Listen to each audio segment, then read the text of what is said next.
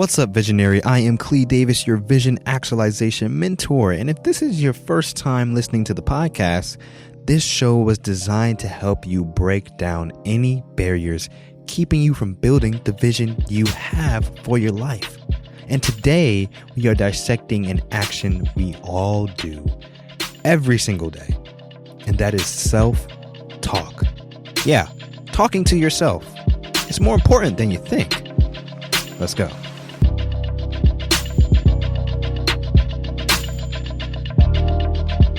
Our guest on the show today is Dr. Towanna Burrous. Dr. Burrous is the president of the CoachDiversity Institute. She is a master executive coach, and she was also my teacher and mentor for my coaching career. When I tell you that this woman is brilliant, that is an understatement. She really opened my eyes to understand the power of questions and also the power of self-talk, which is why I invited her on the show today. I mean, have you ever thought about how much you actually talk to yourself? Research shows that we average about 2,700 thoughts an hour. Yeah, you probably thought I was going to say a day. An hour. We talk to ourselves more than we talk to anyone else. Some people even do it out loud. A lot. It's kind of creepy to see when you're people watching. But of course, what people say affects us. It affects our mood. It affects our confidence. It affects our decisions. So imagine how much of an impact what you say to yourself has. The impact is exponential. And that is why self-talk is so crucial. The thing that could be keeping you from your vision is you. But we're stopping that right now. And Dr. Burrous is going to tell you exactly how. So next, our visionary profile, please. Loading. Visionary profile. Dr. Towanna Burrous. Hometown, Washington, D.C. Occupation. President of CoachDiversity Institute. Best-selling author. Trainer. ICF Professional Certified Master Coach. Billboard quote. If what I have is who I am, and what I have is lost, who am I? For weekly visionary value, subscribe to the show. Enjoy.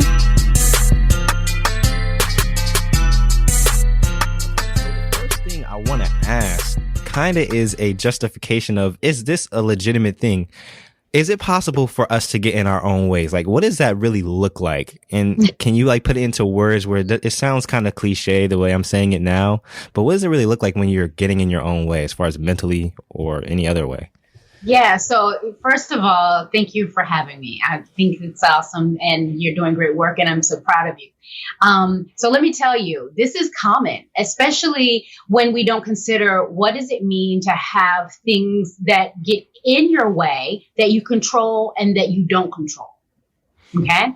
So there are some things that will naturally happen that we have to navigate around or or create a way through. And what happens is that we get fearful of many things, that many variables that get in the way. Some, what would others think if I do this? How, do I have the time? The level of difficulty. Mm-hmm. But as you know, being from the space of coaching, you know that fear is a constant companion and getting in our way has a root of fear. So it is, what are you considering in the moment while you're looking through your goals or whatever it is that you want to accomplish? What is getting in the way has everything to do with your perception of your ability to be able to deliver to the goal. Yeah, it's your ability, how you feel you are capable of moving forward. Yeah. And so do you allow the self-talk that will tell you you're not good enough, you're not smart enough, you're not brave enough, whatever that may be, right? That not now, maybe later, all the things that we tell ourselves, and then all the things that other people tell us that co-sign on what we tell ourselves. So then other people start agreeing with you, and then you say, see, told you. I was, I knew it wasn't the right time, or see, told you, I knew I wasn't smart enough or good enough. But here's the other thing. You can have a number of people around you cheering you on, helping you to stay motivated. But until you come to agreement with yourself, knowing that You can be afraid for a period of time, but how long are you going to allow that fear to keep you from what you want to do? How long are you going to allow it to hold you hostage? Because it literally is. It's literally tying you up and keeping you from believing and assigning your will to the desired outcome. How much will do you have to get this done? If you ask yourself that question, how much will do I have to make this happen? How much faith and belief do I have to make this happen? Once you check yourself on that answer, then you know how comfortable you are or how ready you are. So getting in your own way is a question that you must ask yourself. And coaching, of course, as you know, helps clients to see their level of will that they're willing to assign to any outcome. So how does someone go about that? Let's say they listening to this episode right now and they don't have a coach yet, even though, of course, they could talk to me. But let's say, okay, how do I find out how much will I have towards something? How do I know? I think I have the will. Yeah. So some of the basic questions is on a scale of 1 to 10, how committed are you to push through this fear to accomplish the goal? And if you say, oh gosh, 5, it's self-talk. If you want to self-talk your way through it, you can ask yourself, how much time are you going to allow yourself to be in this state of fear before you are able to accomplish the goal? How big is this fear? Is it so big you can't move? Is it so big that you just need time to work through? Or is it so big, that you can literally just kick it out of the way within 48 hours or 12 hours? You know what I mean? Mm-hmm. So it's measuring what it is that you're willing to do. Now, so these are questions you can easily ask yourself. And the thing is that we typically tell ourselves the truth. I am afraid. I'm afraid that I'm not good enough. I'm afraid that now is not the right time. I'm afraid that other people will think I'm selfish or that other people will not like my decision, right? Mm-hmm. So whatever those things are, you must have an honest conversation with yourself so that you're able to process the truth and overcome and work through. And for the person that knows that, so like they've gone through the first step, they're aware that some type of fear or some type of something mentally is keeping them back, that barrier. They address it, and okay, they address what is my will to get past this, and they determine that. What do you give for the person that's just frustrated with themselves for just remaining stuck for that period of time? Because it's like you have to get over the frustration type of first with yourself. So that's interesting because when you have taken too long to make a decision, right, when you have decided that my indecision is actually a decision, my desire to not do anything is stronger than my desire to do something. And the fact that I'm frustrated that I allowed so much time to pass, or that I can look at where I could be or would be if I hadn't wasted so much time. So the frustration comes in because you're regretting, right? So how can you be gentle with yourself and say, you know what? I tell the truth. I did waste too much time. I was afraid for too long. I did allow other people to convince me that this wasn't the right time, though I in my gut, I felt that it was. And so I ignored myself and listened to others. When you are frustrated because of those things, then you must ask yourself the follow-up questions, which is to consider, be gentle with yourself. You didn't have the right information that you have now. You are better than you were before. Mm-hmm. Or you can create new opportunity because you are more self-aware. So again, it's being honest with yourself and being gracious with yourself to say, it's okay. Today is a new day. Let's figure out what the plan is today. And how do I need to surround myself? What do I need and who do I need around me that's going to help motivate me, keep me focused, or keep me accountable so I don't procrastinate or get off track? Now, I want to get into the concept of something that I learned greatly from you, which is empowering and disempowering beliefs. And that could be a lot of the root of our stagnation or our lack of doing something. How do people go about identifying those things and then reversing them into fuel to move forward? Right. So I think, one thing that's important to state that there are some disempowering beliefs that serve us as Right. Yeah. so sometimes I need to be in chaos or feel bad in order for me to have enough energy to say, I'm going to prove people wrong. So I feel bad, but I'm going to prove people wrong. So that's a lot of this disempowering beliefs wrapped up into some motivation. So some people need messiness, some people need chaos, as you know, in order for people to advance forward, because it's almost like an identifier. That craziness is a normal. Your state of mind, believing that you can't or believing that it's not possible. Sometimes you have to have that disempowerment to have awareness or recognition to be empowered. Because when someone says you're not good enough, is that my belief or is it just your belief? Well, if I believe that you think I'm not good enough and I believe that already myself, I have two options. Am I going to listen to the other person or am I going to listen to myself?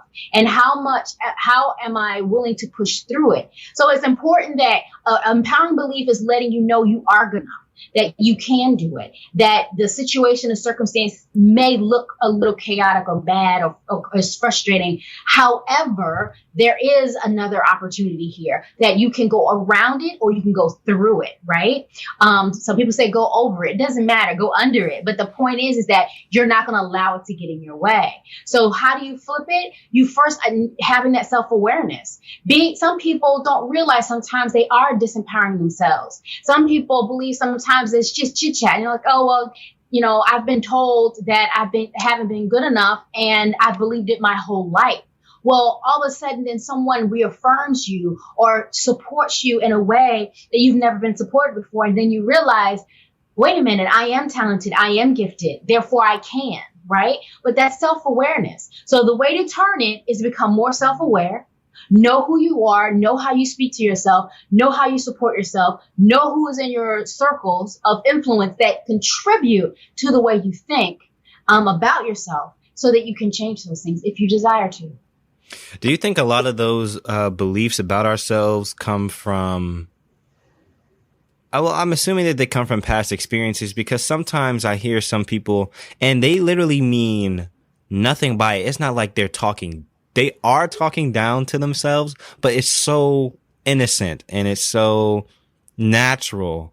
And sometimes it's the humble card, it's just like, well, I know I'm not that great, but I just want to do this. And it's like, no, stop saying that you're not that great and just move forward with the belief that you can accomplish what you want to accomplish.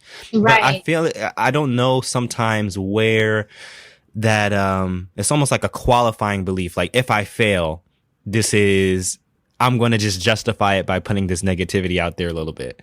And I just wonder, man, how do we kind of stop doing those qualifying statements of our possible doom or failure? But what's interesting, Cleavon, is that that we inherit some of our belief systems, right? Yeah. Some we create on our own journey of life, but others are handed down to us from family, society, at birth.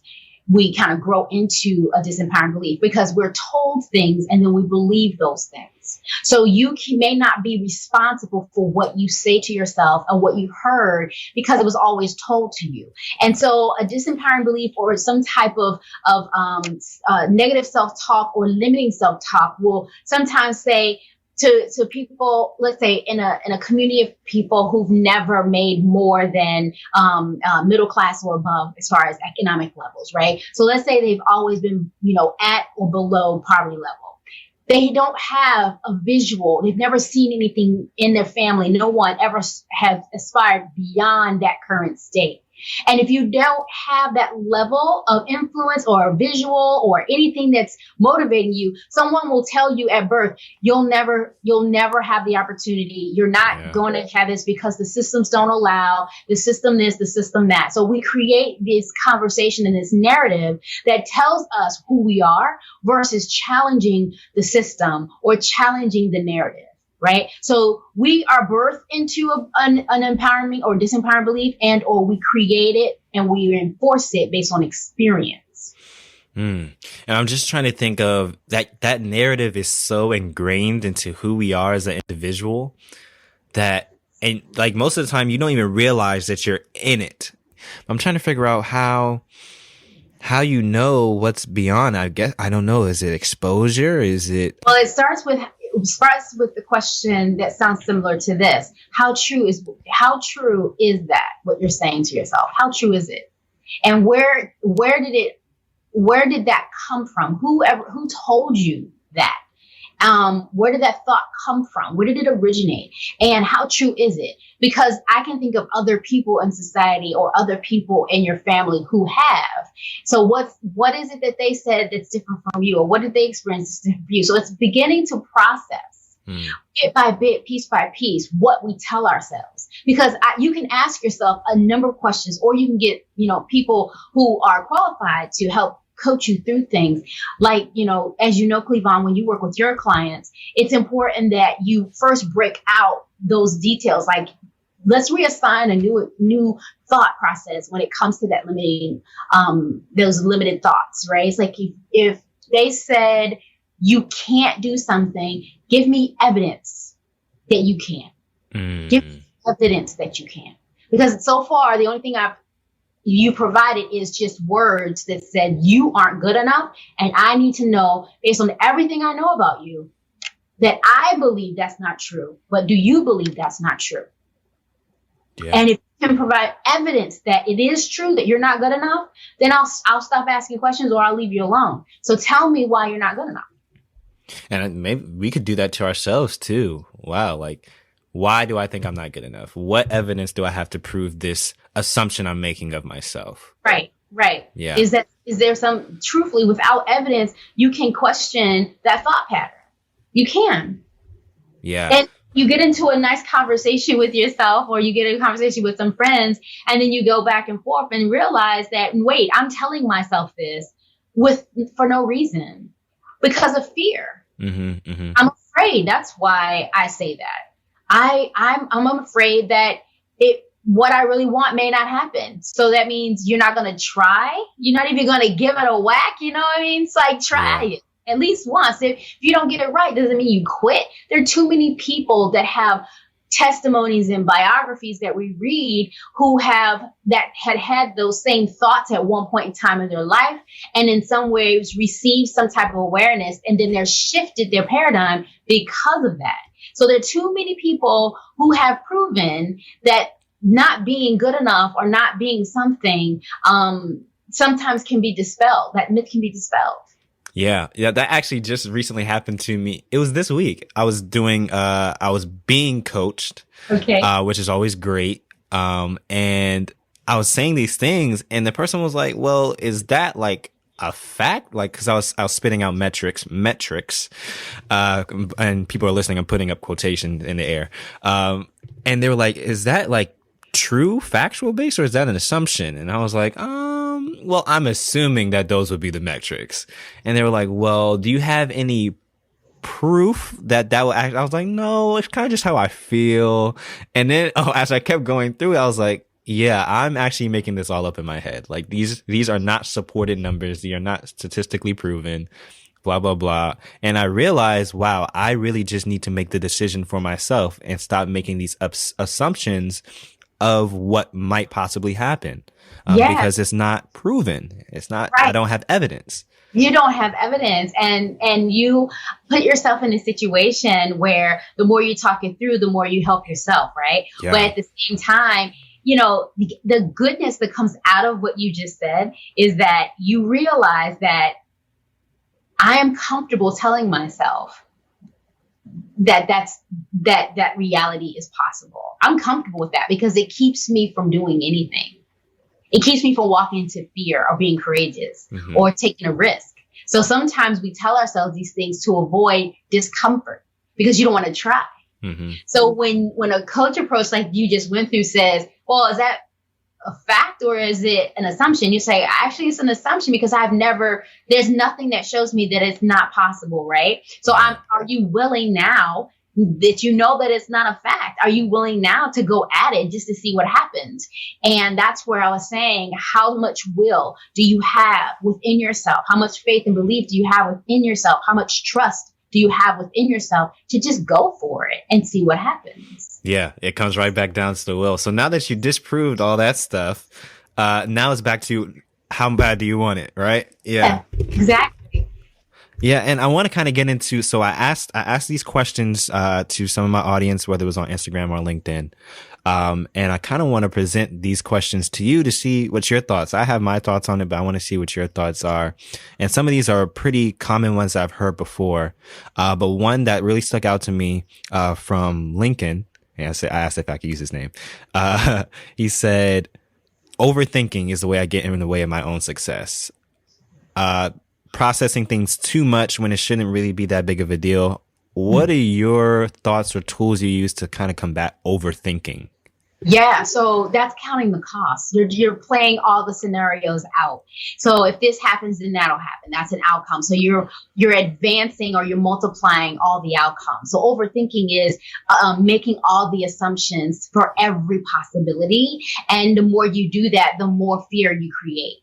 So the longer you sit in that state, the more you will talk yourself out of whatever it is you want, because you're creating those scenarios. You're not having dialogue with anyone else that is helping you to process your thoughts in an empowering way. Because if you already have a disempowerment, a belief that's disempowering about the situation, you can multiply the scenarios. You can overthink it so many times and still end up in the same outcome, because you're doing it yourself. And no one's challenging you to see it differently. So and again, I process the same way. I multiply the opportunities or the options, and I look at all the scenarios. And then, okay, out of all these things, the one that sounds the best or feels the best is the way I'm going to go. Well, some people don't even do that. Some people just talk themselves through it and they still never take action. And they just continue to use the statement of, I'm still thinking about it, or I'm not sure. And again, there's comfort to telling people, I'm not sure yet, I'm still thinking about it, because it gives you an excuse to not take action. Yeah. So do you talk to someone else about it that you trust? Do you just not think?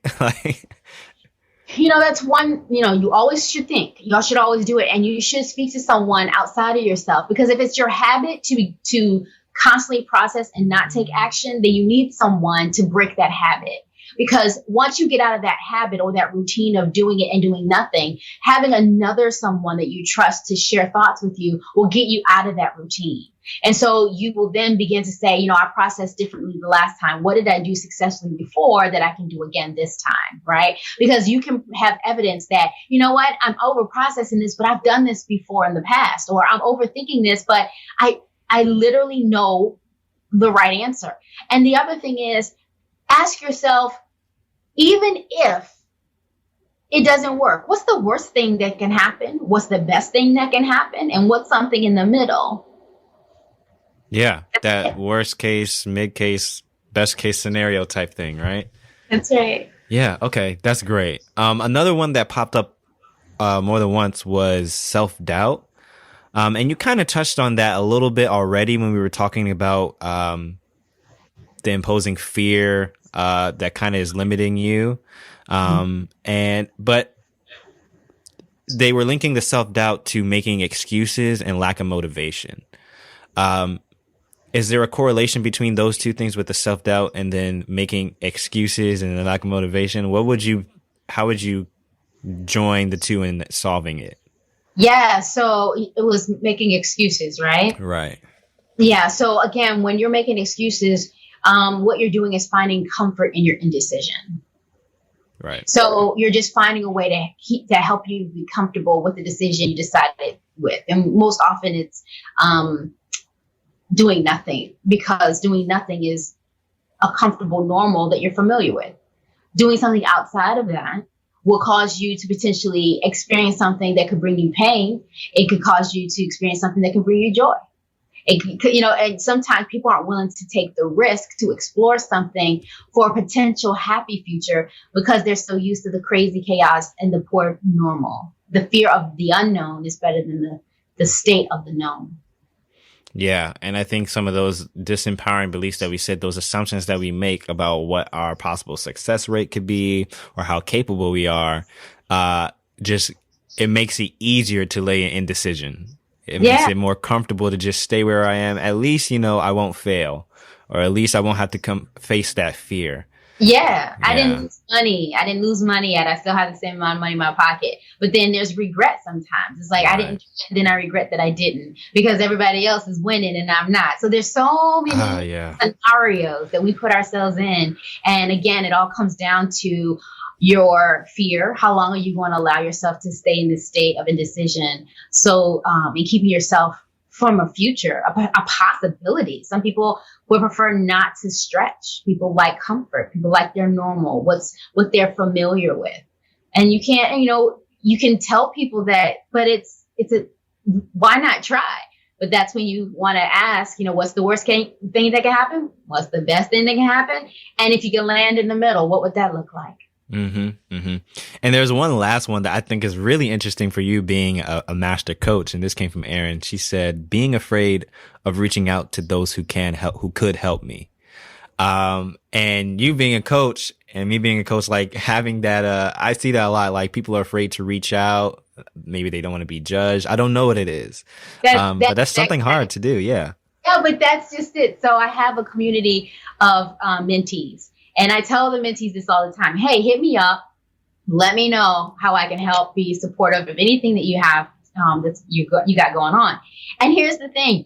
I can say that 1,000 times, but the number one thing that they say in return is, I'm not where I need to be. So I'm not calling you because the assumption is I, the mentor or the person of experience, have a high expectation. And so they want to make sure they are good before they call me. Mm-hmm. Well, that's not the point of the relationship. The point of the relationship is for you to bring all your good, your bad, and your indifferent to the party, right? Bring it all.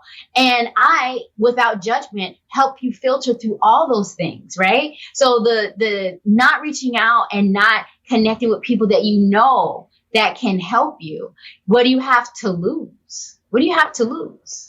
Yeah, that's really the question. Yeah, what do you have to lose from reaching out? Like it's just pride. She's gonna think I'm, not good enough. She's gonna think that I'm lazy. She's gonna think. So here's the thing.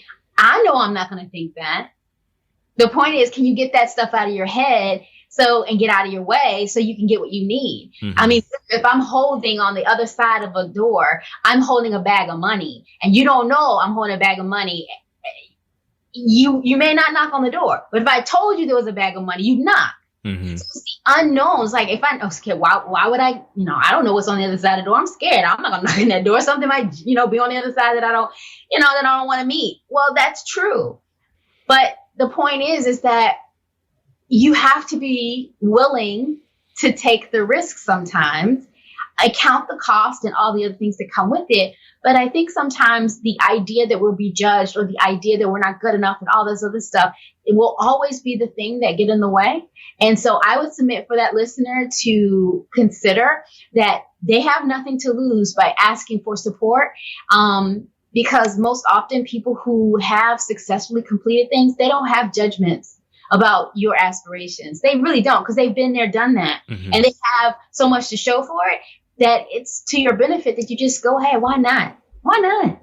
Yeah, exactly. I love that. And I love also asking this question with all my guests. And if you've listened to my show, you've heard this a million times, but I think people enjoy it. And I put it at the beginning, so I'll put it in your bio too when I introduce you. If you had a billboard that was sponsored by you or CoachDiversity or whatever it is, and you had a short message that you would want the whole world to see when they drive by this billboard every day, what would be the message that you would want them to see on the billboard? Oh my gosh, there's so many messages.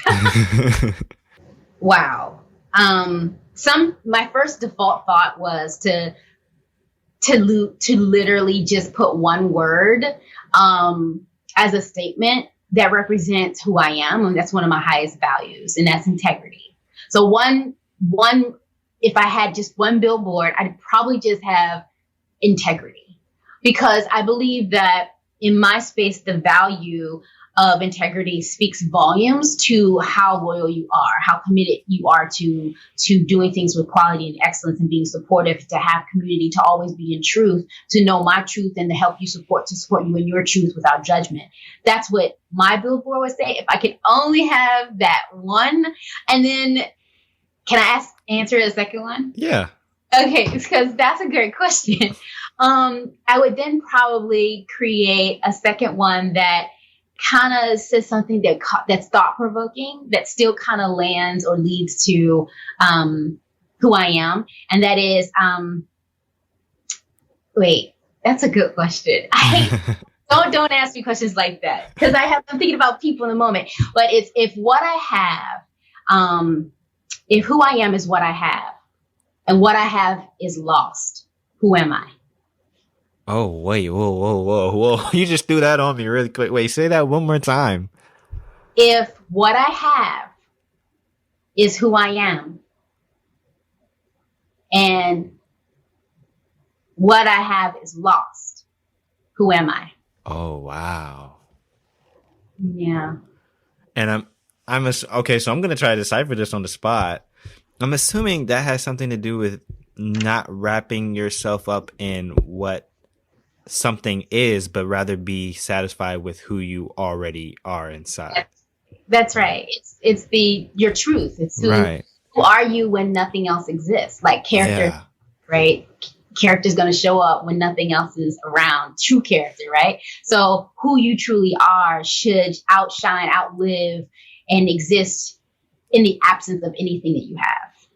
Wow. I love that one. I love both of those, actually. We're just going to have you have a lot of money, so you got 2 billboards on the same boulevard, That was so hard, but yeah, those are my 2 billboards. Awesome. And this is the Build Your Vision podcast. So I always love to ask this, because everyone I have on this show is in the process, has already built some of their vision, is also still in the process of continually building their vision. What has been the most rewarding part of you building your vision up to this point in your life so far? Meeting people like you. Oh, wow. Yeah, I can tell you that's my honest truth, because I train change agents. That's my purpose in life, to meet people who are called to something greater than themselves. And I am a facilitator of knowledge to help them to achieve that. And it is my greatest, it is my purpose, and I get so much fulfillment from it.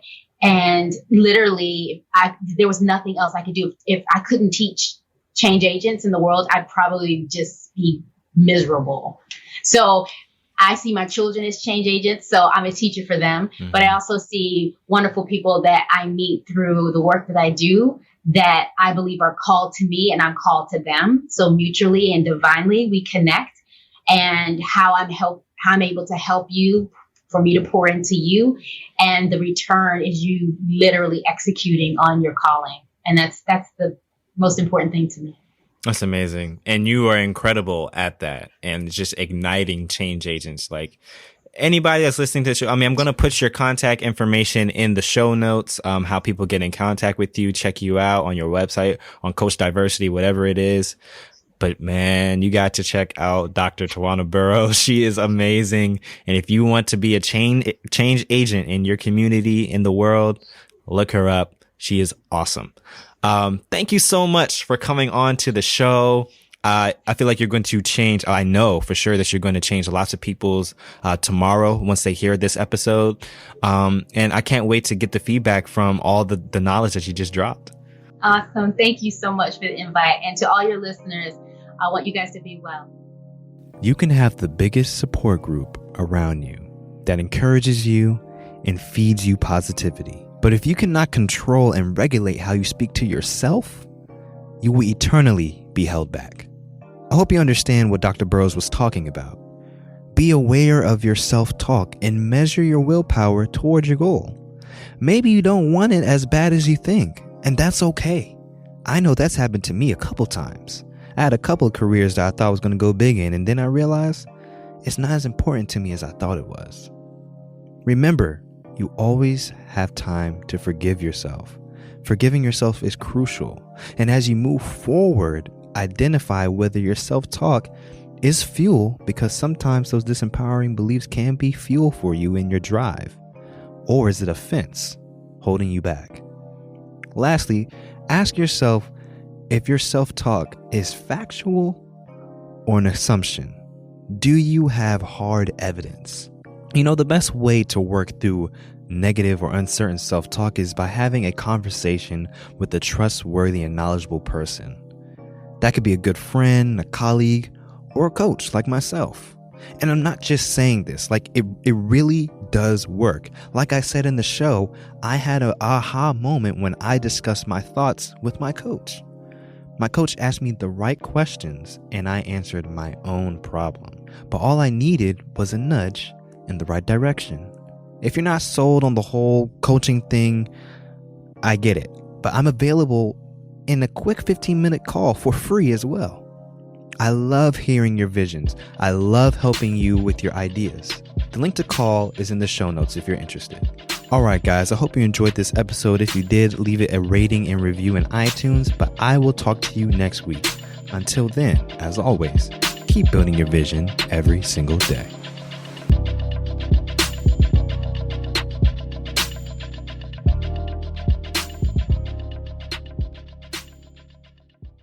Hey guys, Clee here. Thanks so much for listening to the Build Your Vision podcast. I hope you enjoyed this episode. I would think you did if you stayed all the way to the end. The best thing that you could do to help support this show is by sharing it with somebody. By you just taking a few seconds to recommend this show to somebody, you are making a huge impact, not only on the success of this show, but possibly on that person's life.